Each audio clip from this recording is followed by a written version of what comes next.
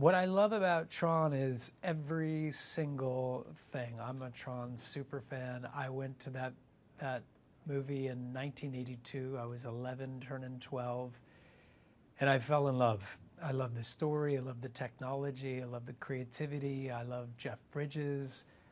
So for me, Tron is like it's like Star Wars. It's like Blade Runner. It's one of those films that just lives forever inside me, and I'm so proud to be here with Joachim, a part of a third Tron in 42 years or something. Yeah, pretty cool. 43 years, I guess. Joachim, what new elements did you want to bring to Tron Ares? I think that the original film and also Kosinski's Legacy that came out 50 years are both masterpieces. And, you know, coming on as to tell the next chapter in the Tron saga, it was important for me to keep some of that lore and the mythology, obviously, and elements, and I was so happy when it was actually Jared, you came up with like those scenes back on the original Tron grid in our film now, and like to be able to go back there and go back in time. And for everyone that works on the movie, we're all Tron lovers, you know, and to be able to go back there and relive it together with Jeff Bridges, you know, is some of the most fun I ever had and in my career, honestly.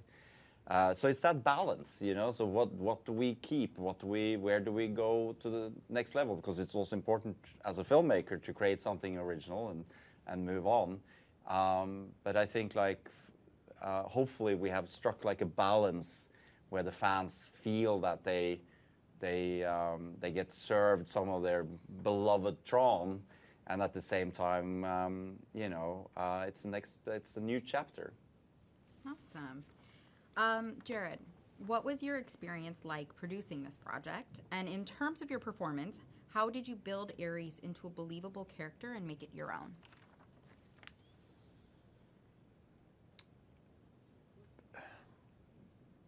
The best thing about producing the project was being able to have a voice.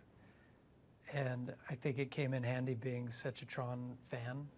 I was able to selfishly push and fight and, you know, kick and yell and scream and make sure that, you know, something like the 80s grid stayed intact.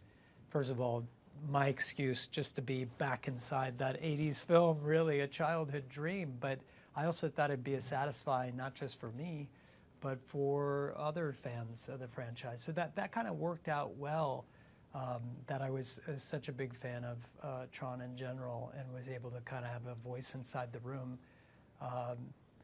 And then just to do it, I always feel like my job is just to try to help make a better movie in whatever capacity that I can. There's nothing too small, no task too small or too big. Sometimes they try to get involved with, but also to recognize great talent like Joachim and to support Joachim and to, you know, sometimes the best thing you can do is to get out of the way, even if you disagree, because guess what?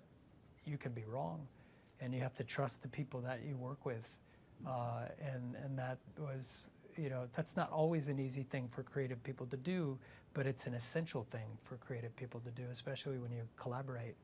And I'm glad that I had a chance to do that here with Joachim. And, you know, it was a great big group of people who really have a lot of love for the history of this film, for the mythology. So, you know, there was a lot of synergy, and it really just kind of a beautiful experience overall. What about this film will resonate most with audiences, and why does it need to be seen on the biggest screen possible? Ooh.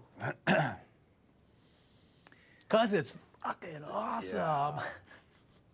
No, I think it's like, if there's ever was a film that should be experienced on the big screen, it's Tron Ares. Even like a Tron movie, I would say, because it's such an immersive concept, and watching it in the cinema, in the proper cinema, and like, you know, or even in an IMAX, is such a treat, and not to sound pretentious or anything, but I really feel that my art form is cinema, and that's one of the reasons why I keep doing these kind of movies, because it has such a big chance of seeing the insides of a theater, knock on wood, you know, and you get to paint on the big canvas, like, you know, the kind of movies that I grew up with, where I saw the movies that made me want to be a filmmaker in the first place. So I think, like, and also with the sound and the music, the Nine Inch Nails score, and to have it like really pumping and hearing it, and in a social setting, and you feel it's a physical thing, you know, in the theater, the bass, everything moves through you, and yeah, this is a movie for the big screen.